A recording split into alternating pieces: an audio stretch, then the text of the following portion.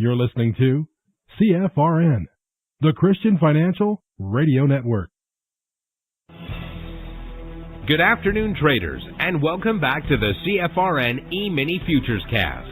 This is the daily broadcast of Indeterminate Length, where we discuss all things E-Mini, along with some really big ideas on the finer points of trading gold, bonds, crude, sugar, the euro. Joining us today, Mr. Michael Borg. From our trading desk in Chicago, Mr. Burton Schlichter. Now, to get things started, let's go to our host and founder in Studio A, overlooking South Mountain, America's largest city park. Here's Dwayne.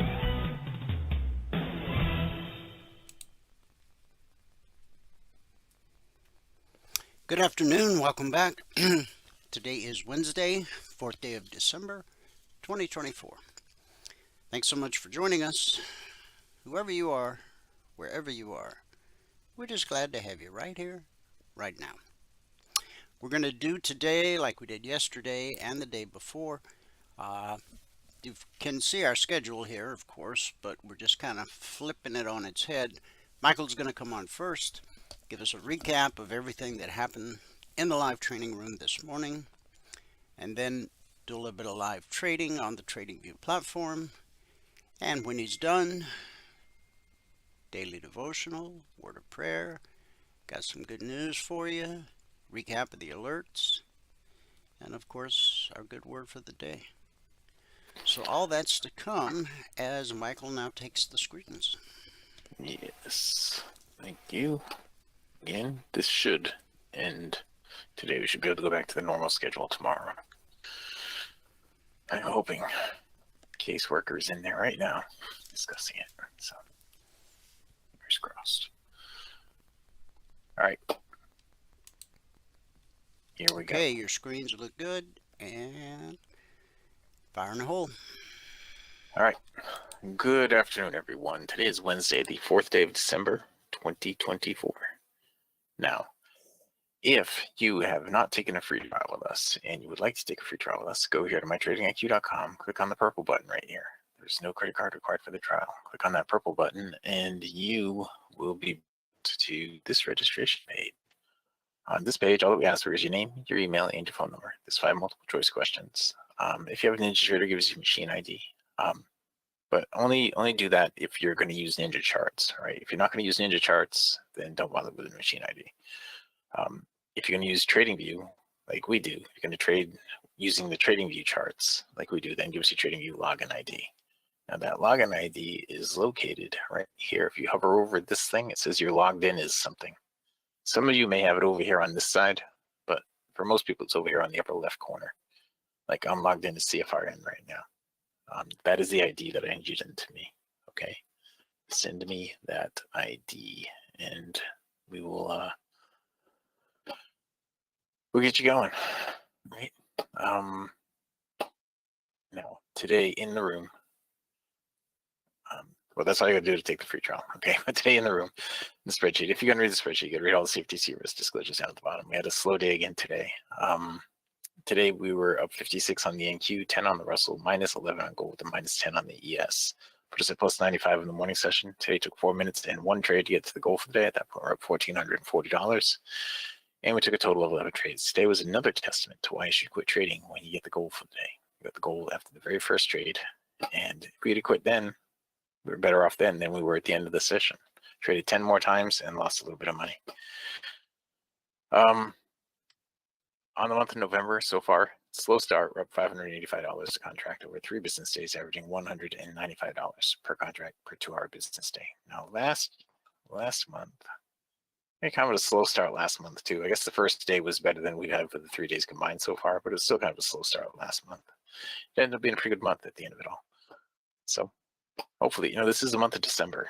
So we have the holidays and all that stuff coming up, but we do also have FOMC. We have some big news, and there's stuff that's going on this afternoon that's might move the markets around quite a bit. Anyway, we're up $585 over 3 days, averaging $195 with one contract each trading day.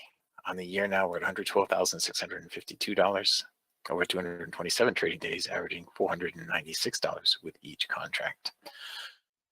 Now, when I say with each contract, I don't mean with each one of these contracts. I mean per contract, just one contract, all right? Now, the 24/20 blueprint, what this is right over here, this section of blue over here, what that refers to is if you were to quit trading when you get your goal for the day, the goal being $100 per contract. And it doesn't mean $100 for each one of these contracts. It's a combination of $100 between them, okay? A combination of $100 between them. Once you get to that point, if you were to stop trading every day, and you were to do that every single day, $100 is a pretty easy number to get every day. If you were to do that every day and stop trading and add one contract per month, for every $2,000 that you earn, you can add one contract. It should work out to one a month or better. If you were to do that, so far this year, you would have only had to work 66.5 hours, and you would be averaging $3,139 per hour. You'd be in your 12th contract right now, like I am, and you'd be averaging $3,139 per hour on the year. Okay, so let's get into what we did. Now on the gold, gold has not been friendly to us the last couple of days, but we'll go here on the gold. Our first trade right here on the gold, we stopped out. It only went 4 ticks into profit, not 5 from my entry, so I didn't get to stop to break even. So we stopped out on that first one. Then we got a little bit back here. We got 2 ticks to get us to minus 13, and then somewhere else in here, I think it was right when I went to take a break, I think right in here. I got 2 more ticks to get us to minus 11. I don't know where it was. It might have been there. It might have been over here. It might have been right here. I think it was right here. Yeah, when I went to take a quick break, it didn't end up being that quick after all. But right there, we got to minus 11. Okay, and that's where we ended it on gold. We did take one more trade at the end of this session right in here. We took this trade right in here. And somehow I didn't get my stop to break even on that, but we finished the session before we recorded it. So that didn't get recorded. During the break, though, there was one trade right here. Would have just triggered just now, and that would have given you the stop out. It didn't go enough to get the stop to break even. It's got to go 5 ticks into profit to get the stop to break even. All right. The Russell today, we had we had a couple of trades, and I didn't record this one. Whatever we got on that one, I didn't record it. But the first trade that we took was right here. We got 10 ticks in profit on that. And whatever I got on that, I did not record. It wasn't a valid trade anyway because it was right in the middle of the weekly trading zone. So I'm not sure that I meant to put an arrow there. Yeah, I guess I did. I don't know why I took that trade. It was right in the middle of the zone. But as you go further through the day, you can see that we didn't have any range. I mean, we didn't get out of this range that it's been stuck in. So there were no more trades there during the day. Russell has been just flat. And I don't know if that's the way it's going to be the rest of this session. The ES, we drew this in this morning. I was saying that this was the leg length, and look, it got up to the top of that leg length and did not exceed it. That's what I was saying this morning. I don't think it didn't have a lot of momentum getting up there, and I don't think it's going to get any higher than that. Look, 3 times right at the top of that leg length. Leg length was part of today's lesson plan. And so we ended up just kind of jammed up right there on that. I don't see any questions in here yet, but let me see in here. John F. This is the thing that I was referring to that you only have access to in this session or in the morning session unless you're a passport holder or a TV trades guy. So you can see this morning, this is what I was expecting from a larger time frame. Right, this move right here was from this move right here. Right, that's what I was expecting from a larger time frame, and we didn't get it. We did not get it. All right, I don't know if this leg right here was based upon the beginning of the legs over here, right? This leg and that leg and that leg. That's what it should have done right there. And I was afraid it wasn't going to go any further than that because we just didn't have any momentum in the market going through here. It was a lot of sideways action. So there are no more trades that you could do in there, and I don't expect we're going to have a trade here. Now, we'll look at the NQ. And on the NQ, we started out here with the NQ. On this very first trade on the NQ, we picked up 24 ticks. That's where we got our goal. The very first trade right there, we got our goal on that one. Then we had a break even on that. And then I believe we picked up 12 more on that one to get us to 36. And then a break even. And then we picked up 8 on that to get us to 44. And then there was another one in here somewhere. We got 12. I don't know where it was. Might have been right here. 1102. Yeah, that looks about right. Right about there where we got 12 to get to us to 56. We weren't coming out of the oversold in here, so neither of these were trades right here. All right. They wouldn't have actually been trades anyway because this was the swing high you would have been working with.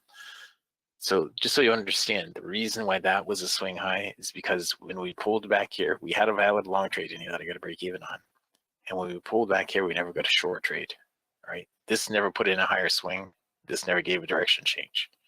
So you're still working with this swing high right here. So we had to get up above that level over here to have another trade. We did get up above there and we had a trade right there. We came out of the oversold down here. Okay. All right. So that is all that. Now I haven't looked to see what these other things are doing today. I have not looked. Okay, so Bitcoin was up and now it's down. That's Bitcoin. What else do I have going on over here? One more over. I have silver again. That's on a 9 range. I don't see what that's doing right now. Oh, I don't know what it's like on the day. We have to go and look a little bit. Go out to 7 over. This is the YM on the 19 range. Now, if we look at this today, just the TV trades today had a long trade right there. One long trade on the 19 range. If we go over one more, I don't know what the last one is. Coinbase. XRP. It's again taking a little bit of a beating today after being up pretty good the last week. Let me go here to daily on that one day. Okay, so we started out the day, moved up, and now it's selling off. So for those of you guys who own XRP, I don't know if any of you do, this is a fairly healthy move. We went up, we retraced, we went up, we retraced, we went up, we're retracing. The actual retracement should actually go down further than where it is. If this is the leg up, then the retracement should go down below where it is right now. It should go down to about here to 209 and probably get a bounce off of that. Looking at it from this perspective, if we come out of the oversold here, it does drop down to 209 today, which it could do pretty easily, drop down to 209 today. When it bounces out of that, what you should see is this. If we put the bottom of that at 209, that's pretty close right there. What you should see is this. It should bounce up here to 376 is what you should see. That would be the next leg up if it's going to work like that. If the charts mean anything. It's working on a bunch of fundamental stuff right now. There was a whole bunch of news that was supposed to be coming out today with the company, and it's buy the rumor, sell the news kind of thing. I think is what's happening with that. But anyway, back here to trading. We don't have anything here because the ribbon is all crunched up. We don't have anything here because the ribbon is all crunched up. The ribbon is not crunched up here, but we don't have a higher swing. And the ribbon over here, let's get this on a little bit bigger picture. Okay, remember in today's lesson plan, I was saying you can tell when the trend is ending because the legs up are smaller, the legs back are bigger. Right, so let's look at this. Well, I'll draw it for you. I'll draw it for you this way. I'll use this guy. Okay, so here's your leg up, right? And your leg down. Then your bigger leg up. Then your bigger leg down. See, this was your leg down. This is your leg down. Then your leg up, that's smaller. And then it chopped a little sideways, showing weakness. and then it went up and exceeded the prior swing high, but it was not as big as this leg up. And then your leg down, how big that leg down is compared to all the other ones. And so now you're pulling back up here, and this is a 50% retracement right here. So what should you expect? Well, it's lost strength on the upside. Okay, it's lost strength on the upside. So it's at a point right now where it's kind of questionable, because this move right here went from a higher high to a lower low. All right, that move right there makes the whole thing questionable. But if you look at the whole move, and this was part of today's lesson plan, if you look at the whole thing, and we'll do this with this one. This was a leg up, and this was leg down. And if you take it from this perspective, look where we are, 50% retracement of that whole leg. Okay, so if you look at it that way, that's what I was talking about this morning in today's lesson plan, how this is going to look really messy from the smaller time frame within the larger time frame. But within the larger time frame, it's just 50% retracement of the leg up. And from this perspective, you should get another one of these right here. Okay, what we should see is this. Now the market has pretty much lost all its momentum in any direction. But if it does start to pick up momentum on the upside, then that's what it should get us up to. Now, I don't know if that runs into a weekly trading zone. Look at that. It does run right into a weekly trading zone up there. So that'd be perfect. That was from today's lesson plan. Does that make sense? So if you look at it on a larger time frame, on a 3x time frame, you can see this is the pullback and this is the swing high right here. We've come out of the oversold. You should anticipate that it's going to at least get up to this prior swing high, and this is the leg length right here. It should double that leg length from here to here, and then again up to here. Okay, if we take this piece right here, you see how it's the same thing, same distance from here to here as it was on a smaller time frame when I crunched it up. That's what we should be expecting out of the NQ if it's going to continue up. And according to this, it should continue up. That's what we'd be expecting on the NQ. Right? I was trying to go over that this morning in the lesson plan, but I think I kind of get it. Well, I'm going to mix things up a little bit. Anyway, we don't have a trade set up here yet. Anyway, it's got to come out of the oversold to have a long trade, and the ribbon's going to be all spread out. All right. So if it pulls back enough to get this down to here, it's going to be at least one down close, maybe two. It might crunch up the ribbon on us. But for right now, we just don't have any trades in here right at the moment. Okay. All right. So I was doing some trading on Sierra charts this morning. John F. You know, you're used to the DT charts. So let me just bring up a DT chart. This is a live DT chart. And let me bring up a Sierra. This is right now, this is a demo Sierra, but you can't really tell the difference between a demo and a live. But you know, to put a trade on here, you just right click. To put a trade on here, you just right click. It's got my stop, it's got my target, it's got my stop, it's got my target, all the same stuff with this one. All right, to get rid of it, just cancel it. Just cancel it. Moving it to break even. With this one, you have the break even button that brings up a dialog box. With this, I have a break even. Let's just put a trade on. Let's just go right here. We'll put a trade on. I'll show you. Okay, so to go to break even, it's I want to get it into profit here. Once it gets into profit, I'll hit the break even keystroke. Control Z is what I set it at. So you see how just hitting Control Z move my stop right to break even. I'll bump it off of there a little bit. So you can do it again. Control Z bumps it to break even. You see, I don't have a button for it. There is a button that's available, but it's on this thing right here. It's that break even button right there, but I don't want to have all those windows up all at the same time. So this is what I'm going to. And I'll be using, I used it a little bit this morning. I traded with it a little bit this morning, but by the end of the week, I want to be primarily trading on this, back up on this, because at the end of next week, this is going to be gone. We won't have this anymore. Friday the 13th will be the last day for this. So you guys got to be ready to switch to whatever you're going to switch to. Now, I'll jump into that just a little bit right here. I'm going to use Sierra charts, right? That doesn't mean you have to use Sierra charts, but I'm going to use Sierra charts because it is just like the DT Pro chart in that sense with the keystrokes. I mean, not the keystrokes, but with the DOM. With the DOM and the mouse clicks and all that, setting up the brackets, all that stuff is just like DT Pro. So I'm going to use Sierra charts for that. But look at the alternative.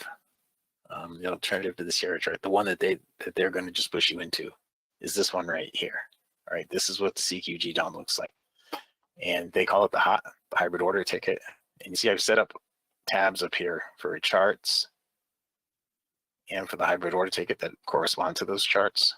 Now these aren't horrible. You can set it up with a bracket on it, like I have right down here. This is a 25 by 45 bracket that I use for the Russell, and on the ES I use 10 by 30 bracket on the ES7 range.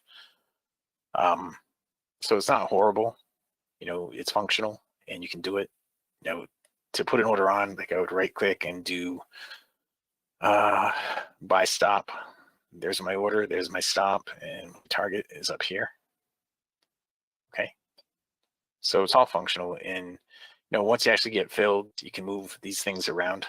Once you actually get filled, I think. Hang on. So let's just try to fill. We'll just go buy market, right? Let's get rid of this. Now we're long one right here, right? So our stop is down here. And I can move that stop around by just dragging it. I just drag it up to break even right there. So now it's at break even. You can see I have target up here 30 ticks away. It's 30. Well, there's a target up there. That's basically what it's saying. There's a target up there somewhere. It's 30 ticks away. But this is at break even right here. Okay. I just bumped it off of break even. A break even plus a tick right there. Okay.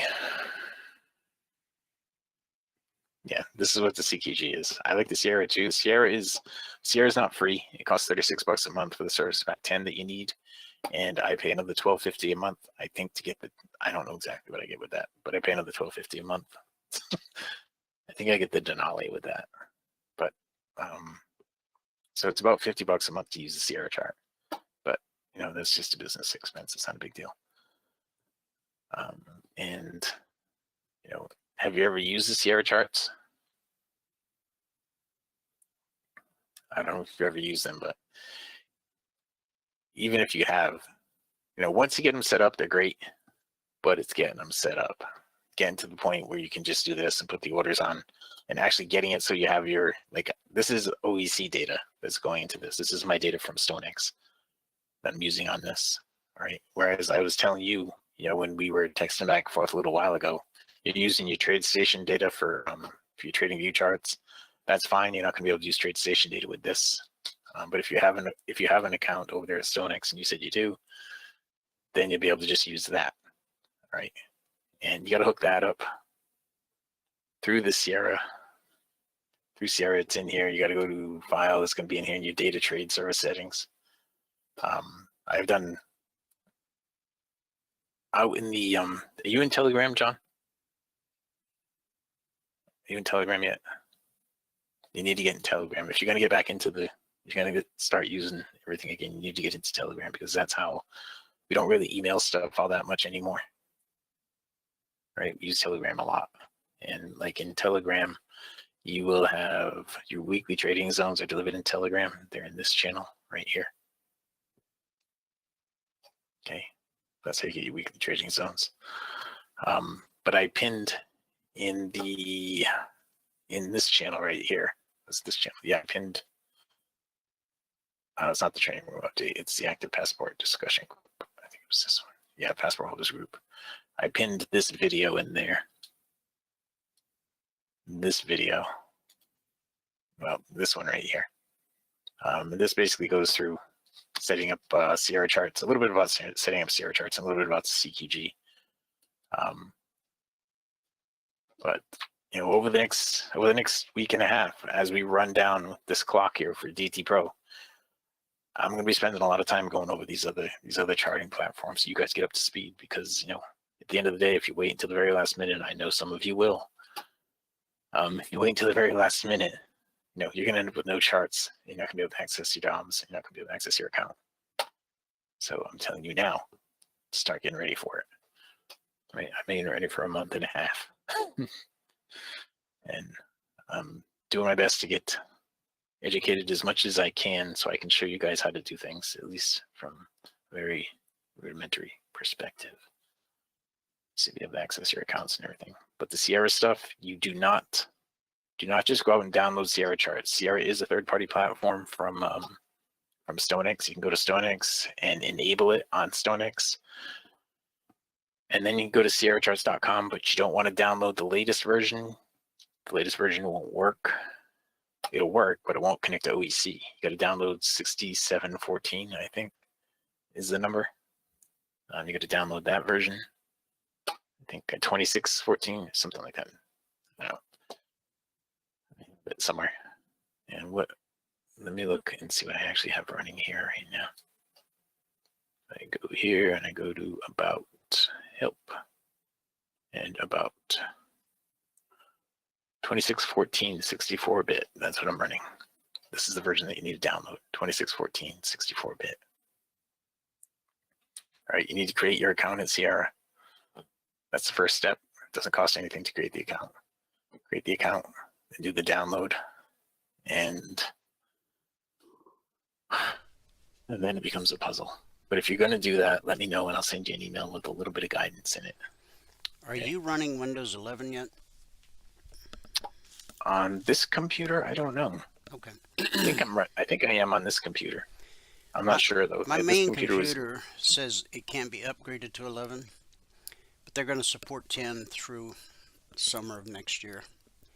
Okay. But I read a hack on like PC Magazine or something that you can go in and tell your registry something, and then it'll accept 11. So it says if you pass all these tests, which I did, it said now just go to your registry, change this setting, and it'll let you do 11. So other people may find that useful as well. Good. Yeah, I don't know. I mean, I don't know where I'd find that. How do I find out what version of Windows I'm running? I'm embarrassed. It's going to be someplace over here. I'm embarrassed to say I don't know. Oh, type in system info down in the sysinfo. Oh, that's right. Sysinfo, right? Yep. SYSINFO. Sysinfo. Here it is. I am running. No, I'm version 10. You're Microsoft 10? Windows 10 Pro. Okay. Yep. But yours might be able to, because that's a pretty new computer, right? Yeah. Yeah, so I'm sure yours will handle 11 without any problems. Yeah. Yeah. But we don't have to worry about it really till next summer. Okay. Well, I'll probably buy a new one by then. Okay. All right. Well, I guess I'll wrap it up here. We don't have any trades coming up right here. So, well, gold is coming up, but that's going to take longer, I think, than the minute that we have left. So I can wrap it up, send it back out to fabulous Phoenix, Arizona in Studio A, overlooking South Mountain, America's largest city park. Dwayne, you are ready. I am ready. Recap of the morning session. Today it took 4 minutes and one trade to get to $1,440 today. Awesome. And best wishes with everything you got to deal with this afternoon. Thanks. Yeah, I'm hoping I'm gonna get good news here in the next hour. Awesome. That's what I'm hoping for. So I'll let you know. Okay. All right. Thanks, guys. All right, see you guys. all later. Thanks, Michael. We'll pick up, guys, right with our daily devotional. And the topic that we're in day 4 of 7. Number our days. Today's scripture is Psalm 90, verses 12 through 17. And as always, I'll share with you from the Message translation. Starting in verse 12. Oh, teach us to live well. Teach us to live wisely and well. Come back. God, how long do we have to wait? And treat your servants with kindness for a change. Surprise us with love at daybreak. Then we'll skip and dance all the day long. Make up for the bad times with some good times. We've seen enough evil to to last a lifetime. Let your servants see what you're best at, the ways you rule and bless your children. And let the loveliness of our Lord our God rest on us, confirming the work that we do. Oh yes, affirm the work that we do. Now I know a little bit of that sounded kind of dark, but remember, that's Old Testament, okay, Psalms, and that was pre-Jesus. Psalm 90, verses 12 through 17. So, let's talk about managing our time wisely. Psalm 90:12 says, "So teach us to number our days, that we may get a heart of wisdom." Wisdom grows from recognizing that our time is limited and choosing to make the most of it. It's easy to spend time on things that don't matter in eternity, but God calls us to live purposefully, seeking His guidance daily. How can you better prioritize your time on things that have eternal value? Let's pray.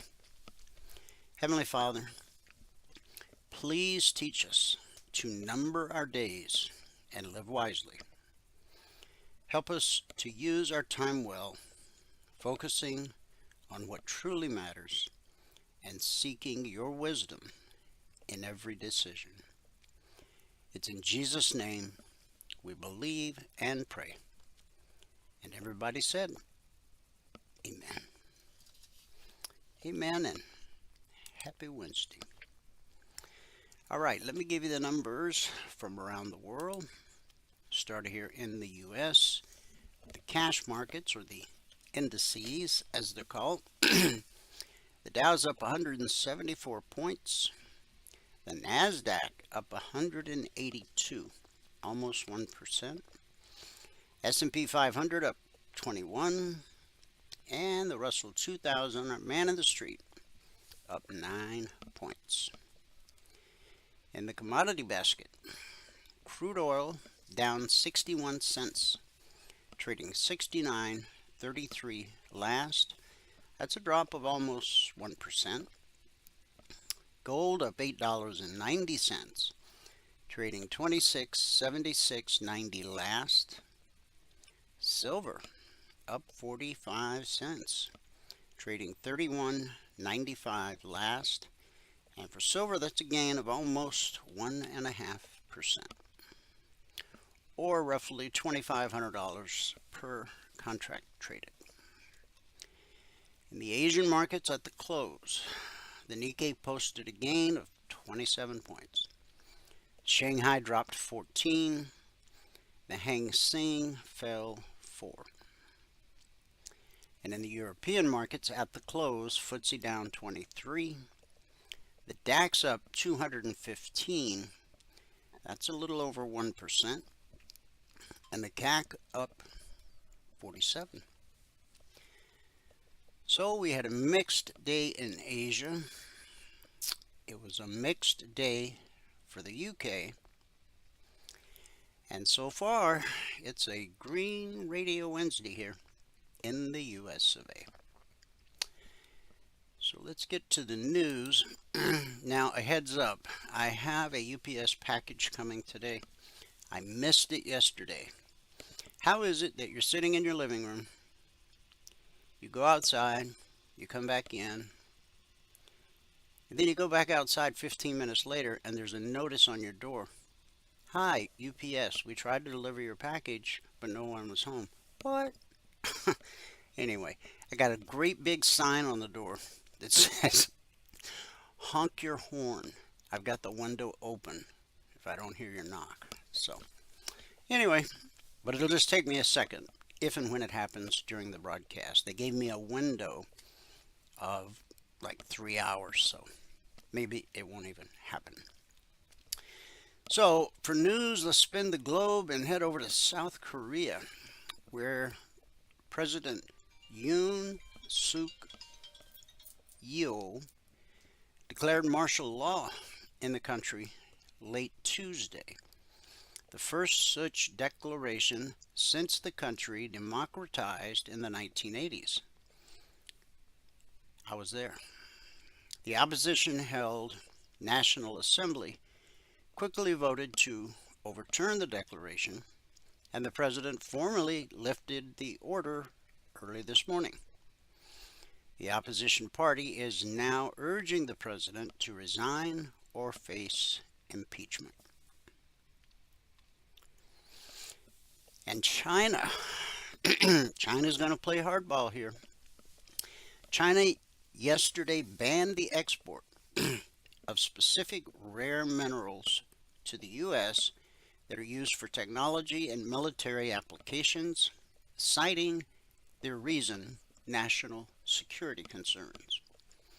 The decisions came a day after the U.S. expanded its restricted trade list of Chinese companies for certain types of chips and reflects an escalating tech rivalry between the world's two largest economies. Now, listen up. The banned minerals include gallium, germanium, antimony, and other elements needed for manufacturing advanced technologies like semiconductors. Now, I know you're not going to remember those names, but you can just Google China bans minerals, and you'll get the full list. And I'm saying this because we do have some of those minerals here in the U.S. I don't know the names of the companies that are currently mining them, but I suspect that the price of the shares of those companies that are able to mine these minerals are probably going to see a bump. China accounts for roughly 63% of U.S. antimony imports, 54% of germanium imports, and 53% of gallium imports. China is also the world's largest producer of all three elements, particularly gallium. Gallium and germanium are used to produce things like mobile phones, solar panels, fiber optic cables, and infrared technology, while antimony is used in flame retardants, batteries, and nuclear weapons. So that's your homework for today. Find out for me what companies in the U.S., public companies, mine gallium, germanium, and antimony. Those just might be good trades. Okay, turning to the markets, because that's kind of a political thing. What do we have? U.S. stocks rose today as techs helped to set the stage for fresh record highs, and investors are waiting to hear from Federal Reserve Chair Jerome Powell for clues as to what's next for interest rates. Powell will be speaking this afternoon, just ahead of the Beige Book. So, this is not a scheduled type of speech like the FOMC. And the fact, and Michael brought this up in the live training room, the fact that he's speaking before the Beige Book report hits, I gotta believe there's a tie in there somewhere. While we're somewhat used to them now, the recent underestimations are a reversal of what was seen prior to the pandemic, when U.S. economic forecasts were often too lofty. That comes from RBC Capital Markets. And now heading into 2025, strategists are leaning into the post-pandemic trend and betting consensus economic forecasts will once again be surprised to the upside by the U.S. economy. Given that history recently of underestimating U.S. economic growth and the fact that GDP forecasts for the next year are creeping up very, very slowly, I'm making a bet on the 2% to 3% growth instead of the 1% to 2%. Now, this is not my figuring. This is a fellow named Calvacina who sees the S&P 500 ending next year at 6,600. Yesterday, Wells Fargo's Christopher Harvey issued the most bullish target on Wall Street at 7,007, while highlighting a cyclical opportunity capitalized by upward GDP revisions.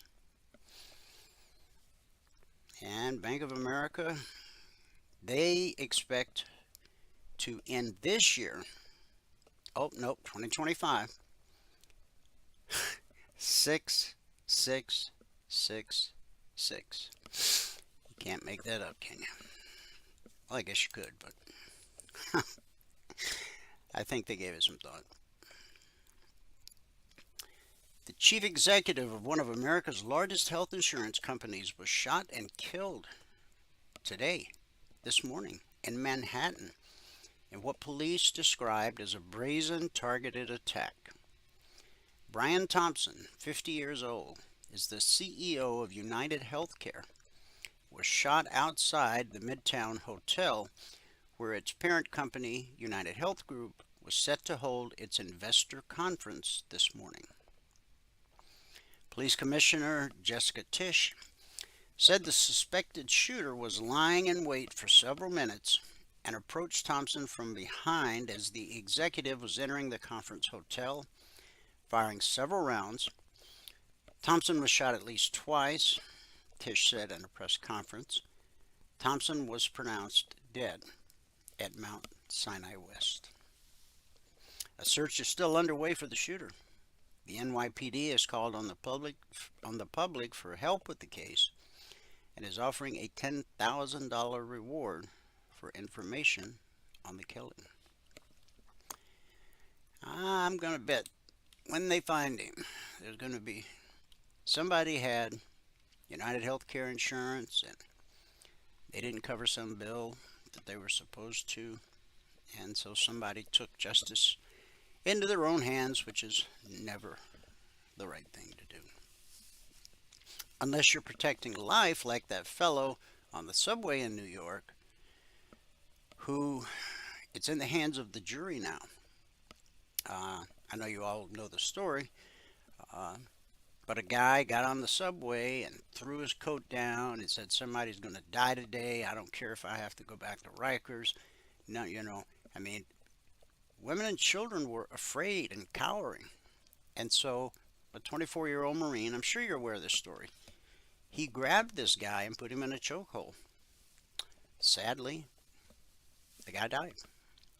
And so now, while I think they should be building a hero monument in Times Square to this guy, the prosecutors in New York, of course, want to send him to prison for the rest of his life.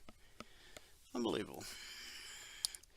Bloomberg, U.S. mortgage rates dropped to the lowest level since mid-October and spurred a financing flurry for home purchases during the week that included the Thanksgiving holiday. The contract rate on a 30-year mortgage decreased 17 basis points, the biggest weekly slide since August, to 6.69%, and the week ended November 29th, according to Mortgage Bankers Association data released today. U.S. private payrolls.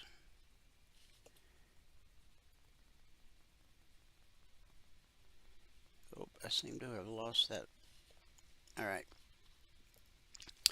U.S. services sector activity slowed in November after posting big gains in recent months, but remained above levels consistent with solid economic growth in the fourth quarter.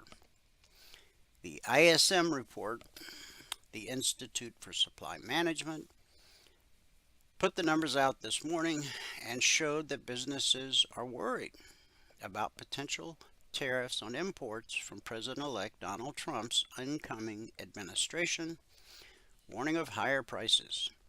Economists have echoed similar sentiments. Now, I mentioned that Powell will be speaking here shortly. I guess about an hour. U.S. Federal Reserve Chair Jerome Powell speaks today with key jobs data due Friday. A quiet period for Fed officials ahead of the December 17th and 18th FOMC meeting beginning on Saturday, and investors leaning into an expectation for a third straight interest rate cut when the central bank meets in 2 weeks. And who remembers Marvel? Are you a comic book type person? Well, I think this is a different Marvel. Maybe not. It's from Bloomberg. They're up 22% on the day. Marvel Technology Incorporated. Their shares jumped to a record high. Oh, they're chip makers, not comic book makers. After the chip maker delivered better than expected results and an upbeat earnings forecast, citing demand for artificial intelligence computing. Third quarter profit was 43 cents a share, excluding some items, the company said in a statement released yesterday. That beat the 41-cent average estimate of analysts. Marvel expects earnings on that basis of as much as 64 cents in the current period, well ahead of the 52-cent projection. And that's the news. Let's bring it home. Logic 247. It's our 24/7 around-the-clock E-mini alert service. Not just E-minis, but crude, gold, silver, bonds. We're in week 331 of Logic 247. And over the last 331 weeks, as of 6:30 a.m. Eastern this morning, we had issued a total of 25 alerts since the markets opened Sunday night. Now, over the entire 31-week period, we've issued over 18,500 individual handcrafted alerts, and we've averaged on a weekly basis 20% or less of the alerts being stopped out based on market structure and a simple process we teach all of our passport holders in their one-on-one mentoring sessions. So since the markets opened Sunday night through 6:30 a.m. this morning, we issued 25 alerts, but I've put out more today. At the time of the alert, we were still waiting on the outcome of 5. That gave us 20 actionable alerts, of which 3 or 15% would have been stopped out. Again, based on market structure and that very simple process that we teach all of our passport holders. Now, the logic alerts are designed to help you learn how to read the chart. Okay? You got to learn how to look at any chart in any time frame and instinctively know, with the use of our humble indicators, what the next high probability move is. But that's only going to happen once you know how to read the chart. So yes, you can trade the Logic 247 alerts. Every Logic alert has an entry price, an initial target, quite often additional targets, and a final trade to target. If you will draw horizontal lines on your 30-minute chart at the entry price of the alert, the initial target, which is designed to help you get your goal for the day, the additional targets, you'll start to see where to expect support, resistance, and you'll learn how to find those windows of opportunity that make trading simple. Trading is not easy, but it can be simple. So, now the logic alerts can come out anytime around the clock, 2 a.m. or 2 p.m., because futures trade around the clock and we have traders around the globe. So their day session is our night session and vice versa. This week, so far, it's only the middle of the week, but we're still below our weekly average. But our original alert service, the concierge trade alerts, they are a little bit different. Number one, they don't come out around the clock. They're published as a static report shortly after the Globex Open each evening. Last night I managed to get them out right at the open. We all know we're in the Wednesday session, but unless you're a futures trader, you probably don't know that the Wednesday session starts Tuesday night at 6 p.m. Eastern. Just like tonight at 6 p.m. Eastern, that will be the beginning of the Thursday session.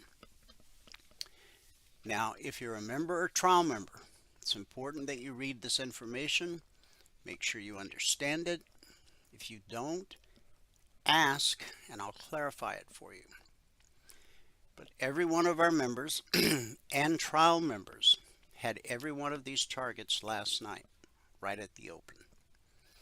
S&P 500, the Dow, the Russell,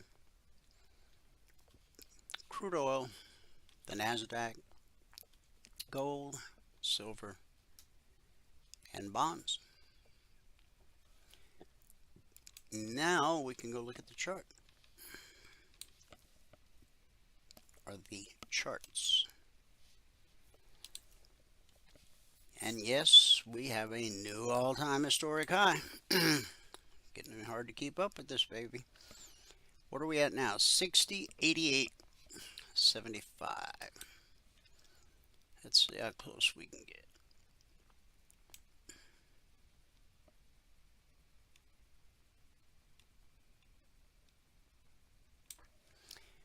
$60.86.25. I'll leave it there for now. I'll try to get it a little. It's a little difficult. We're only 4 ticks off, so okay.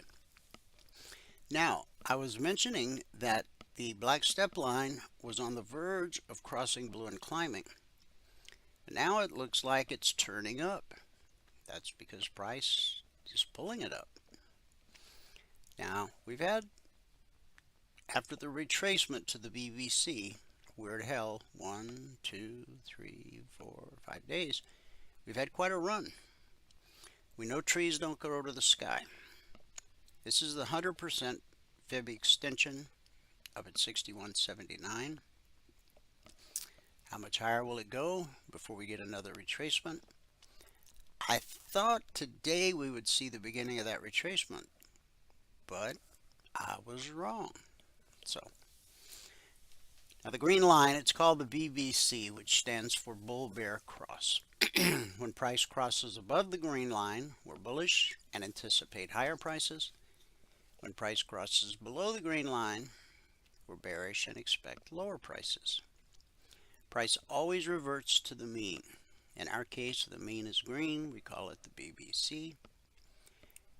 Now, the pullback held and the pullback held, but we know eventually it'll trade through.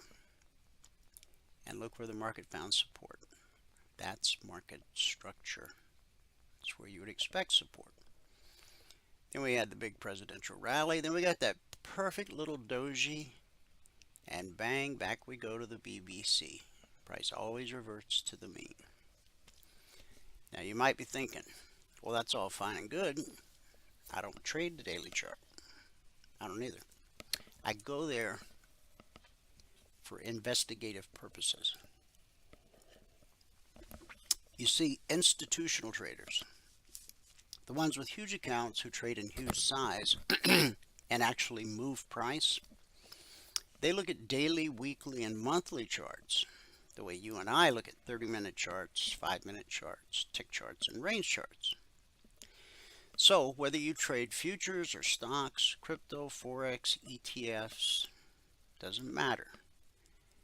If you'll spend 2 minutes with the daily chart before you begin your trading session, you're getting a free look over the shoulder of the deep pockets that move price, and you can see what they're up to. And when we opened last night, we pulled back to that 62% fib extension, found support, and then it's just been bye, bye, bye. So now not only are you looking over the shoulder of the deep pockets that move price when you look at the daily chart of whatever you trade, you're also able to identify major areas of resistance. Now, because this is an all-time high, looking left will do you no good because there's nothing there. Man has never been there before. So our next, just using the same 14th century math as fib retracements, but in a different way, we're able to project into the future where price is most likely to find resistance.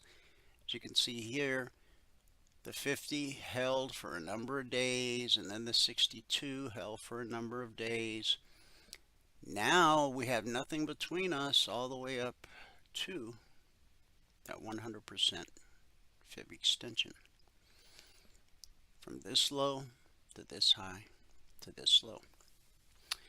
So the best we can do mathematically, now remember we're technical traders, fundamentals have no place here. We can identify that potential resistance, but this is just clear sky where anything can happen.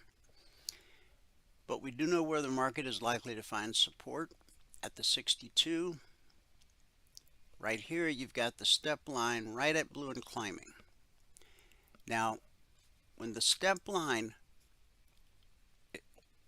on a move up, the step line, the black line, is on the left side of blue and climbing. Okay? But when that black line crosses the blue line, that's a heads up that price is heading back to the BBC in most cases. Every now and then you'll get thrown a curve, but see, here it is again. And remember, the pullback to the BBC holds more often than not. Even when it's pulling up from below, the pullback holds more often than not, but eventually it will trade through. Okay? So that's why I want you to make it a part of your daily routine. Do it for a month. Spend 2 minutes with the daily chart of whatever you're about to trade.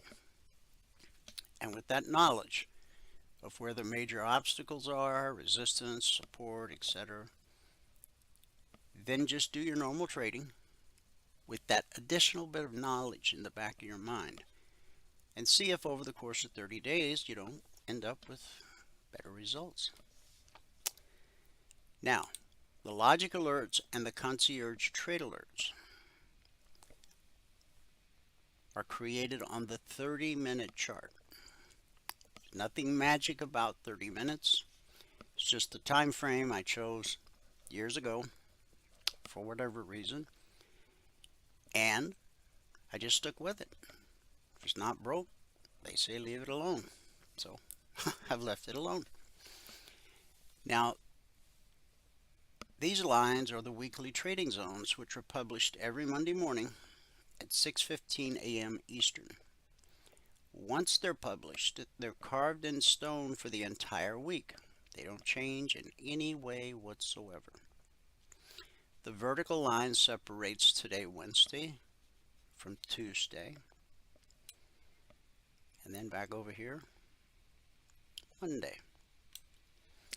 When price rallies up to a weekly zone, we expect resistance till proven otherwise. When price encounters a zone, what happens 70% of the time is this: consolidation. 20% of the time you get rejection, 10% of the time the slice. Now this zone down here is 60.46/47. And this low right here is 47.5. Okay, so we came within 2 ticks of the zone. Support will always send the market looking for resistance, which it found at the zone. and consolidated. Now this isn't a perfect example of a slice because it's part of the consolidation, but you see how this 30-minute candle sliced through that zone? I mean, after struggling for so many hours. See how it just sliced right through it? When it ran out of steam, it retraced to the zone it sliced through and then continued in the direction of the slice. Does that happen every time? Well, it sure happens more often than not. Okay, so be prepared for that. Now, we opened last night. Remember, everybody had the targets right at the open. We're above the BBC, so we expect higher prices. But we had a red candle come down and touch the zone. See how it touched it right there? Support, which gave us a leg and a retracement, and a leg and a retracement, and a leg, and we hit the long target. We then consolidated along the long target, up to the next zone, more consolidation, hours and hours, even wide-ranging consolidation. Then price reached down to the BBC and the top of that long target and got another bit of wind beneath its wings, but we're starting to flatten out. And the step line, it's just kind of locked in with blue and climbing. But I'm going to suggest at this point, after this much, this is 2 hours of a flat sideways market, and we're starting to see a little bit of a red candle. My guess, and it's a guess, I know you get emails and go to websites where people tell you they can, read tomorrow's headlines today. Hey, well, we don't pull your leg like that. We're just honest. We don't know what's going to happen next. This thing could take off like a rocket, or it could crumble like a whatever. I forget the analogy there. So my thoughts are we see a retracement to the BBC. Price always reverts to the mean. Now the markets are fractal in nature. So the BBC can be put on a daily chart, a weekly chart, a monthly chart, a 30-minute chart, a 5-minute chart, a tick chart, a range chart. And it's going to provide you the same information no matter what market or what time frame you put it on. If price gets above the green line, expect higher prices. If price gets below the green line, expect lower prices. Always relative to whatever time frame you're applying it to. Okay. You don't expect daily results off of a 1-minute chart and vice versa. So we did hit the long target, came back, found support at the top, as happens quite a bit, and now we're just rolling sideways.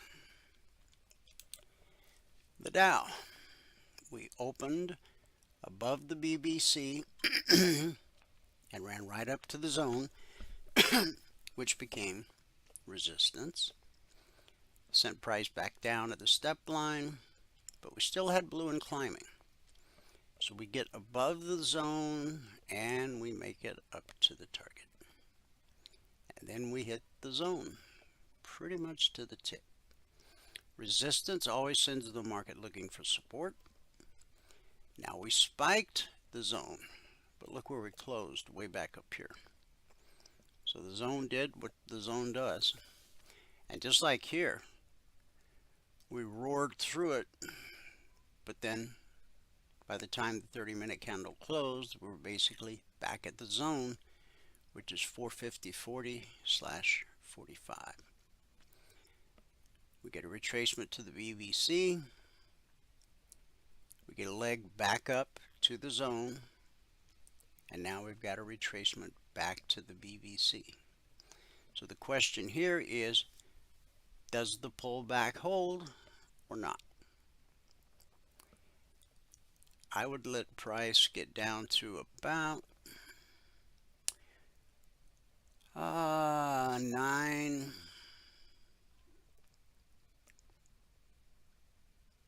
950 and trade it down to 930. That would be enough to get your goal for the day if you don't already have it. On the Russell, this is where we open. We dropped to the short target, overshot it just a little bit.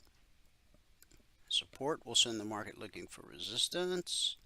We got above the BBC, and so we get a leg and a retracement, a leg and a retracement, a leg at the zone, retracement, pull back holds, and bang.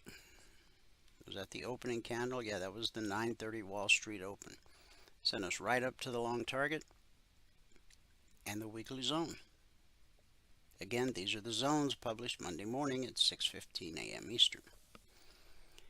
So resistance will send the market looking for support at the BBC, back to resistance, back to support, and we can see now that this is one of those times when price has traded through the BBC. Here it held and it held and it held and it held until it doesn't hold. So I like 24.23 to 24. No. 24.24 to 24.22. That should be good for your goal for the day. But two-sided action, the short target and the long target. NQ. Here's where we opened above the BBC, so we're expecting higher prices, and we got them. We hit the long target, consolidated for a bit, and we got a leg and a retracement. And you see how on that pullback, the BBC and the long target at support times 2, which gave us another leg to the upside. But now we've gone into this sideways trade here. So I'm not saying that price can't continue to climb on the NQ, but it's looking a little tired. So we wouldn't look to short this market until price gets back below the BBC. Now, something like 21,514 to 21,524 to 34, that would be $400 per contract traded. But you gotta make sure you want to get well above this. So the zone's at 34, so I'm starting at 14 to 24. That's $200 per contract traded. And then up to 34, that makes it $400 per contract traded. You actually only need 5 points in the NQ to get your goal for the day. Okay, crude oil. We opened last night with price trapped, red and falling overhead, the BBC below. Buyers took us up to the zone, resistance. See where we had resistance yesterday at the zone?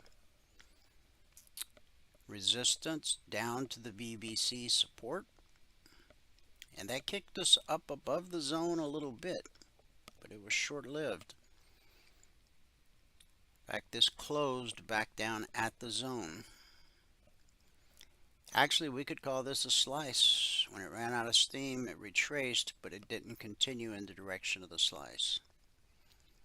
And that zone is 7025/730. So it did go 6 points, 6 ticks above the zone.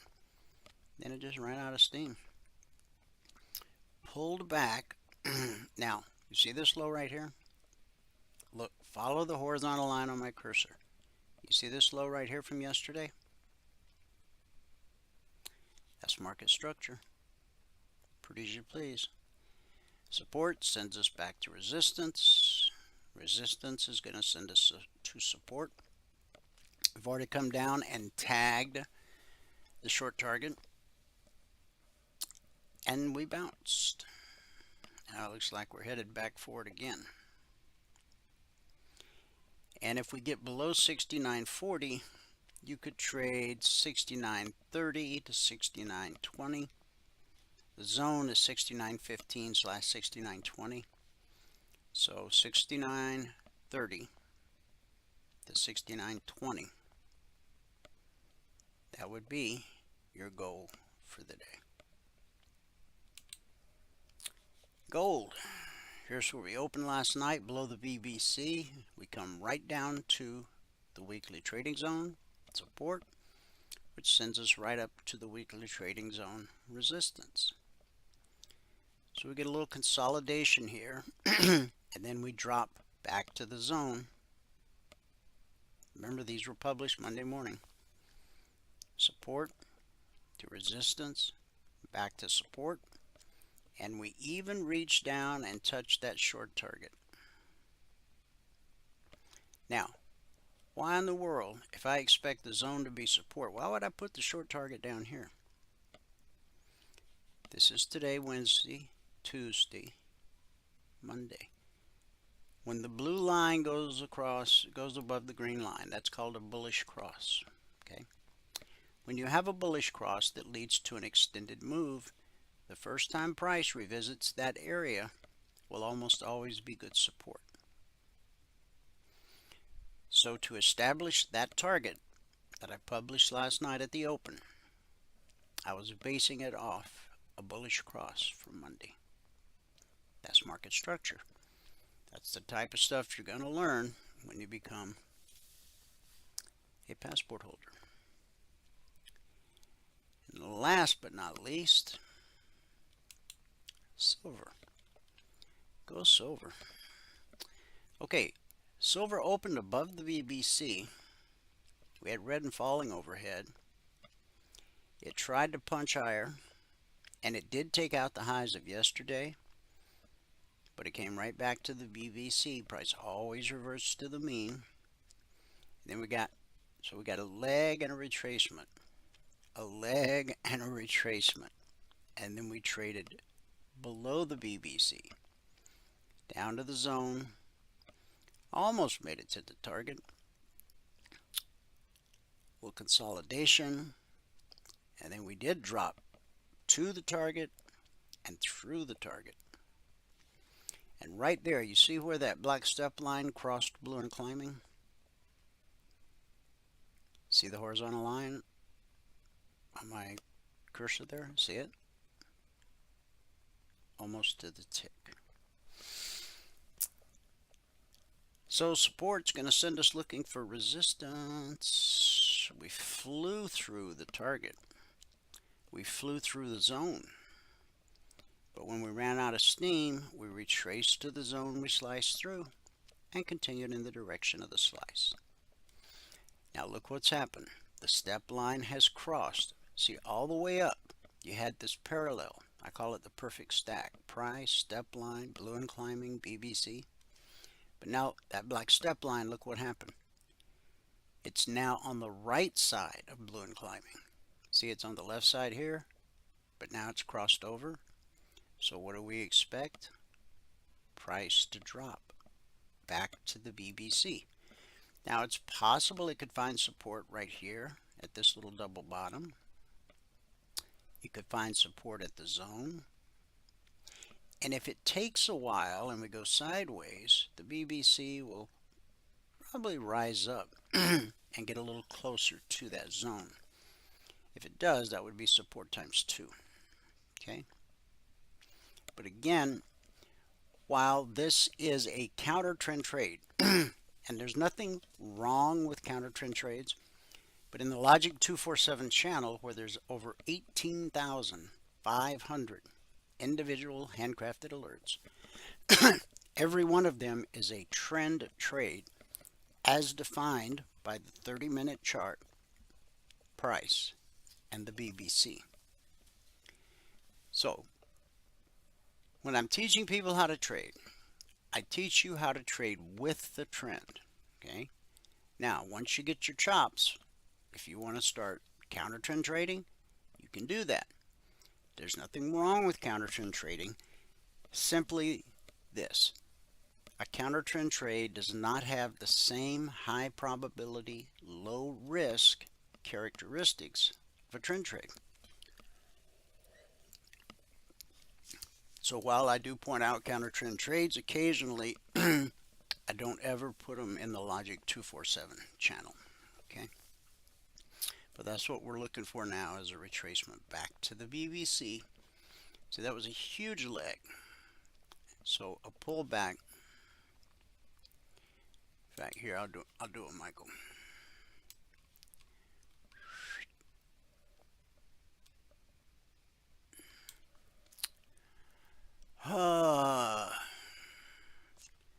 The BBC is above the 50% retracement of this entire move up. The 38 is just below. So I got a suspicion the BBC will work its way up to this 38% Feb retracement. I'm sorry, I might have said extension. And that's where we'll find support. We'll check it out tomorrow.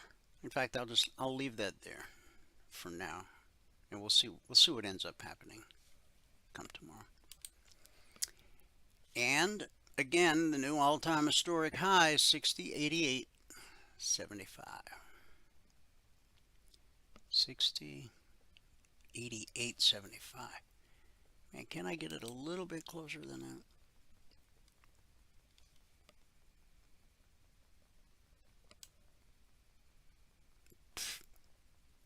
Should have left well enough alone. 60.88 half.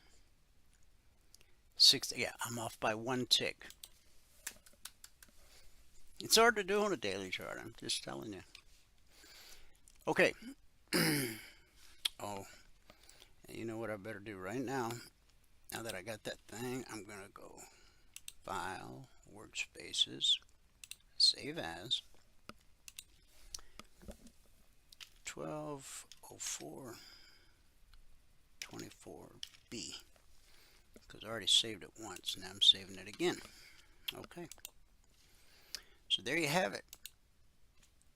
If you're ready to get down to business, send an email to support@cfrn.net. In the subject line, put "I would like to become a member." In the body of the email, just put your name and your phone number. We're not going to call you, but Valerie will send you an email with all the information you need and a link that you can click if you want to become a passport holder. Okay? Once she gets notification that you've clicked the link, she'll then send you a couple of emails. And there will be a lot of information. Some of it you won't even understand. You will need that information in the future. So maybe create a folder in your email client. Okay? Call it CFRN, whatever you want to call it. And just put those emails in there. Because now if you lose the email, don't worry, we'll send it again. But if it's in the middle of the night or on a weekend, you know, it's best if you know where the stuff is. Once you become a passport holder, you're going to get 2 hours of live training every trading day. 9 out of 10 new traders fail because they don't have anyone to teach them. They buy courses, they watch videos, they read books. Nothing wrong with that. Just not a replacement for a living, breathing human being taking you by the hand and actually teaching you how to do the job. Let's say you want to build a house. So you go to the library and you say, "Librarian, what's your best book on how to build a house?" And let's say she actually has one. So here you are with your book, you got your little nail pouch on, got all this lumber that you just had delivered.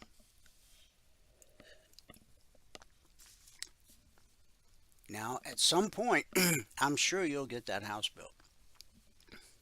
I don't know how long it'll take and what it'll look like, but wouldn't it be better if you had someone who'd been building houses for 20 years answering your questions, somebody you could go, hey coach, where does this piece go? And, you know, teaching you how to drive a nail,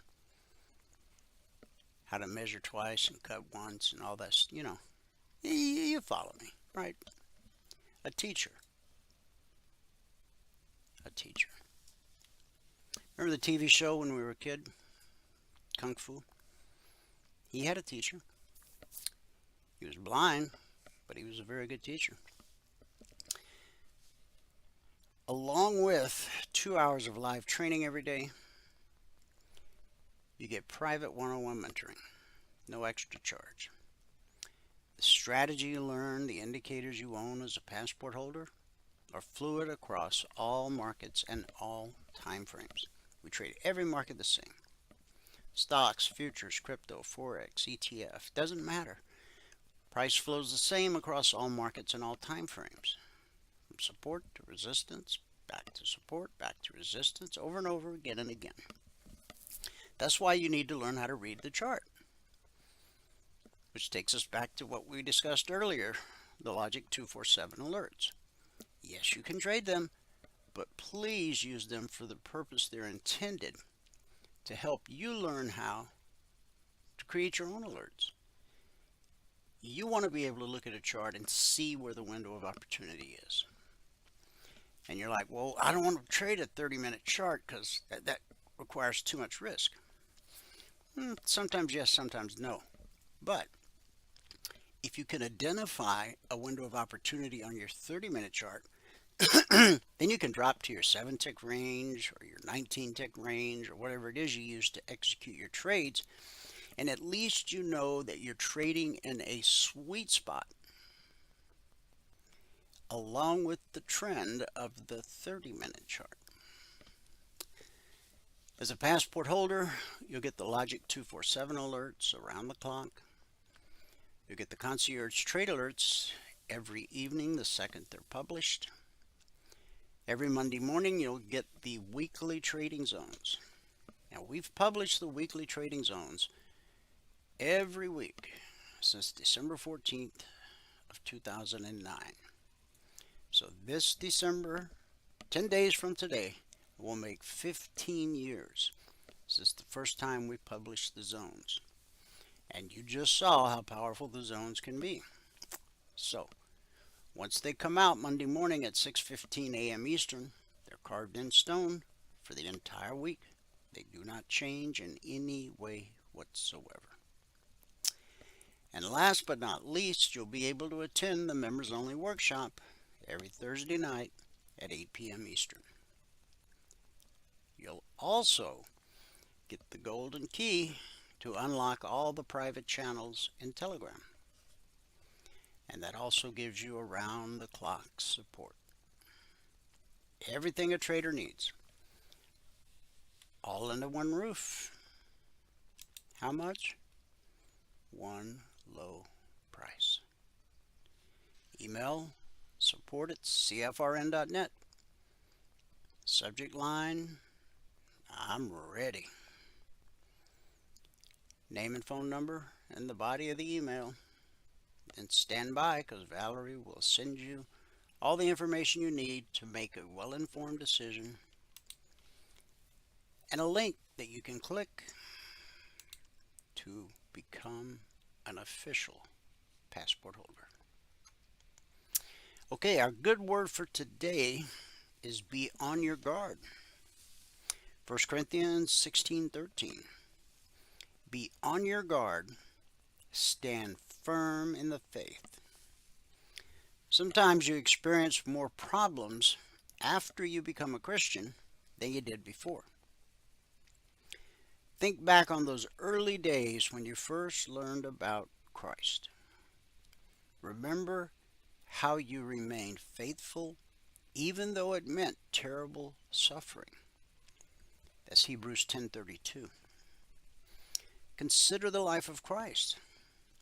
After his baptism, as Jesus came up out of the water, the heavens were opened, and a voice from heaven said, "This is my dearly loved Son, who brings me great joy."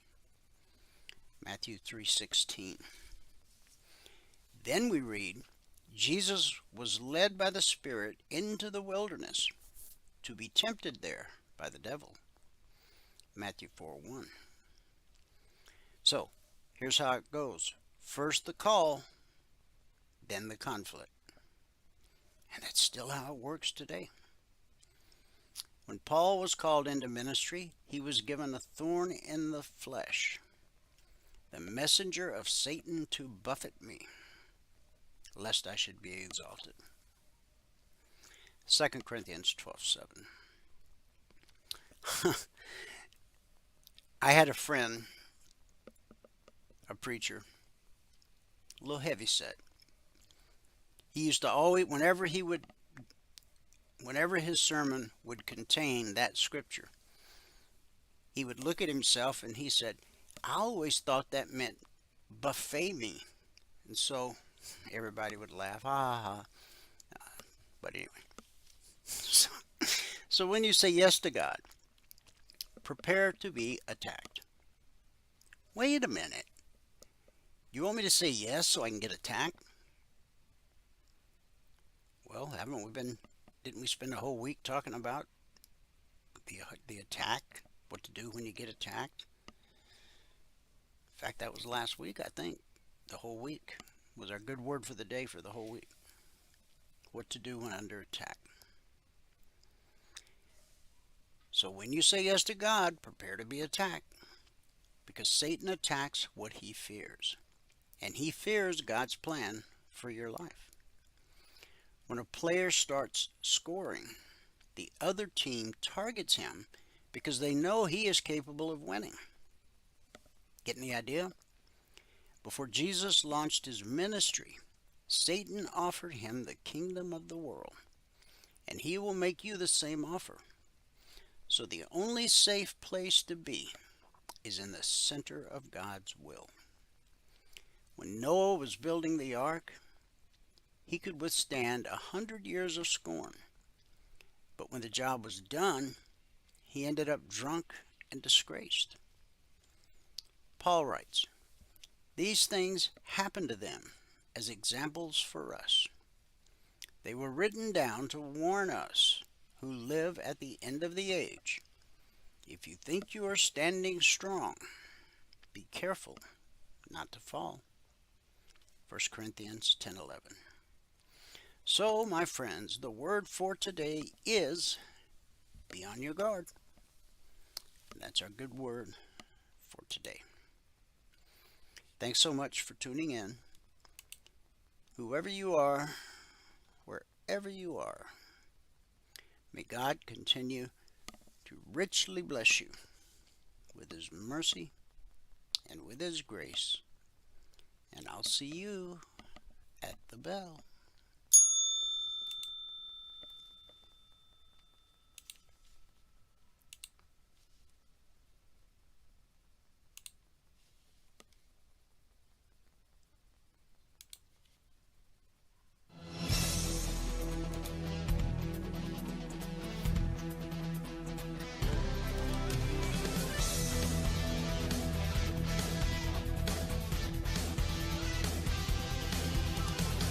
Remember this, there is no greater return on investment than to see a human life changed and given hope.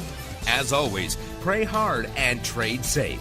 Any financial information discussed on this show is simply the opinion of our host, Dwayne Reeves, his co-hosts, and guests. To learn more about trading E-mini futures or to take a 1-week free trial in our live trading room, call 1-866-928-3310. 866-928-3310. Information discussed on this radio program should not be construed as a recommendation to buy or sell any security. Always do your own due diligence and consult with a licensed securities broker or financial planner before making any investment decision.